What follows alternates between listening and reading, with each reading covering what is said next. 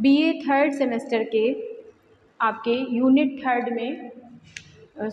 Second में भोजन के बारे में जो पढ़ा था हम लोगों ने, उसमें हम लोग देख रहे हैं आपके संतुलित आहार।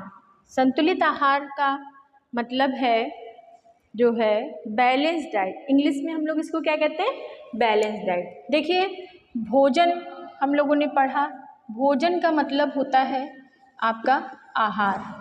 आहार से है, आहार हमारा, इसी को हम लोग खाना कहते हैं, इसी को हम लोग भोजन कहते हैं, और इसी को जो है आपका जो भी आहार से खाया गया, जो भी आहार द्वारा, खाना द्वारा, भोजन द्वारा लिया गया है, वो आपका रस के रूप में, पौष्टिक तत्वों के रूप में हमारे शरीर में विद्यमान है।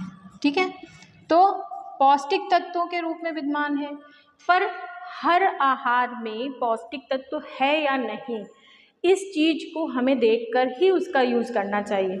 भोजन करने से पूर्व आहार के बारे में ये अनुमान लगा लेना चाहिए या ये जानकारी रखनी चाहिए कि वो हमारे शरीर के लिए पौष्टिक तत्व प्रदान करेगा या नहीं करेगा। ठीक है, तो इसी श्रेणी में आहार में ही संतुलित आहार आता है आपका। संतुलित आहार के अर्थ को समझने के लिए हमें भोजन के कार्यों को जानना आवश्यक है। भोजन के कौन कौन से कार्य होते हैं? शरीर की वृद्धि करना, विकास करना, वृद्धि और विकास करना, शरीर में निर्माणक कार्य करना, नियामक कार्य करना। ठीक है, उसके बाद टूट फूट की मरम्मत करना। ठीक है, ये आपके भोजन के कार्य हैं। और ऊर्जा प्रदान करना। ठीक है, ऊर्जा प्रदान करना, ये आपके भोजन के कुछ कार्य हैं। ठीक, अब हम लोगों ने देखा कि भोजन के कार्य हैं, तो ये जो भोजन के कार्य हैं आपके 3 या 4 कार्य हैं, मेन 3 काम होते हैं आपके भोजन के, तो वो हम ऐसी डाइट लें जिससे हमारे भोजन के ये सारे कार्य पूर्ण हों। ठीक है, तो पूर्ण कैसे होंगे? जब हम संतुलित आहार को ग्रहण करेंगे। संतुलित आहार क्या है?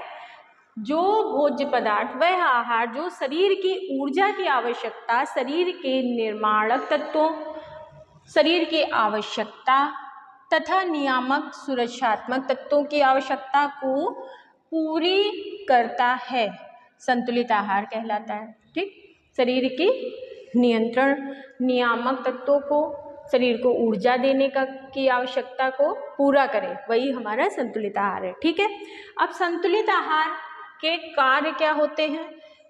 हमने जो भोजन के कार्य हैं आपके, जैसे वृद्धि करना, विकास करना, निर्माणक कार्य, नियामक कार्य, टूट फूट की मरम्मत करना और ऊर्जा देना, ये आपके संतुलित आहार के कार्य हैं।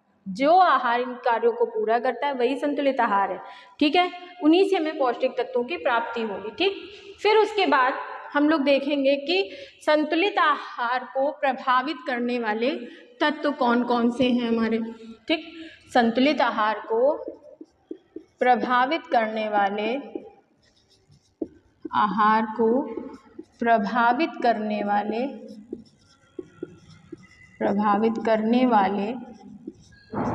तत्व, ठीक है, कौन कौन से हैं?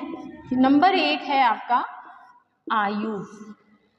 ठीक है, आयु, किसी व्यक्ति की आयु के अनुसार उसको संतुलित आहार दिया जाता है, चाहे वो छोटा है, बड़ा है, वृद्ध है, किशोर है या प्रौढ़ है। ठीक है, उसके बाद आता है लिंग के अनुसार। तीसरा है आपका जलवायु और मौसम के अनुसार, जलवायु और मौसम के अनुसार। मान लीजिए कहीं का मौसम गर्म है तो वहाँ पर ठंडी चीज़ों का यूज कराना है, ठंडे खाद्य पदार्थों का यूज़ करना है। जहाँ पर मौसम ठंडा है वहाँ पर गर्म खाद्य पदार्थों का प्रयोग करना है, पर होना चाहिए क्या? संतुलित। ठीक है, फिर आपका आता है शारीरिक श्रम के आधार पर। मान लीजिए कोई मजदूर है, आप उसको एक साधारण हल्के कार्य करने वाले व्यक्ति की तरह डाइट देंगे, कैलोरी देंगे, तो वो बेचारा क्या होगा? दुबला पतला हो जाएगा और रोगी हो जाएगा, ठीक है।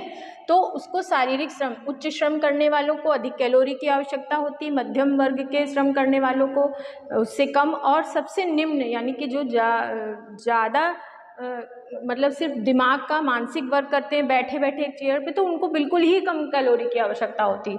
इसमें 3 श्रेणियाँ होती हैं, ठीक है। फिर उसके बाद आपका आता है शरीर का क्षेत्रफल।